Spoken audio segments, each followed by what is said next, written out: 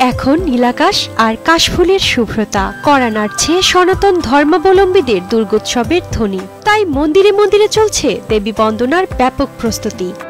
Walton is a global brand. World class innovation নিয়ে ওয়ালটন এখন দেশের সীমানা পেরিয়ে পৌঁছে গিয়েছে 50টিরও বেশি দেশে। ওয়ালটন, ঘরে ঘরে বিশ্বজুড়ে।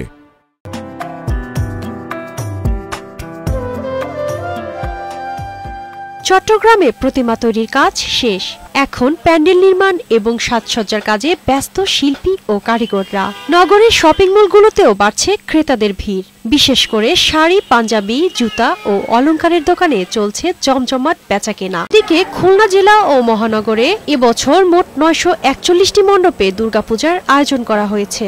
প্রস্তুতি প্রায় শেষের দিকে। নিরাপত্তা সহ সব প্রস্তুতি রাখছে স্থানীয় প্রশাসন। শারদীয় দুর্গোৎসব যাতে নাকি সুষ্ঠুভাবে সম্পাদন করতে পারে তার জন্য পর্যাপ্ত প্রস্তুতি নেওয়া হয়েছে। ঝালকাঠিতে প্রস্তুত 155টি পূজা মণ্ডপ। শিল্পীর হাতের নিপুণ ছোঁয়ায় ধীরে ধীরে রূপ পাচ্ছে দেবী দুর্গা। প্রতিটি মন্দিরেই খুবই কাজ সমাপ্তির পথে প্রায় রঙের কাজ শুরু হয়ে যায়। এদিকে শেরপুরেও দুর্গাপূজার শেষ মুহূর্তের প্রস্তুতি চলছে।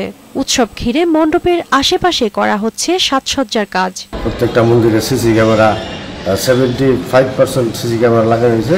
আগামী 28 সেপ্টেম্বর মহাষষ্ঠীর মধ্য দিয়ে শুরু হবে দুর্গাপূজার আনুষ্ঠানিকতা, আর 2 অক্টোবর বিসর্জনের মধ্য দিয়ে শেষ হবে এবারের শারদীয় দুর্গোৎসব।